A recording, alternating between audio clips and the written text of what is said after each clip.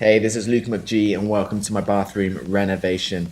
The first thing you'll notice with this bathroom is just how compact and nasty it is. There is no natural light and everything is very old and worn down. So the first thing I did was gut the place, rip out the bathroom, the toilet. I then got rid of all the tile work and got ready to put in some new pipes. I set the room up for it to have a walk-in shower.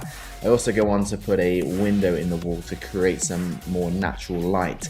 The first obstacle I had with the walk-in shower was the fact that the waste pipe would have been running right through where the glass would have needed to be. So my solution for that was to actually adjust the pipe work and put it back into the wall, as you can see here.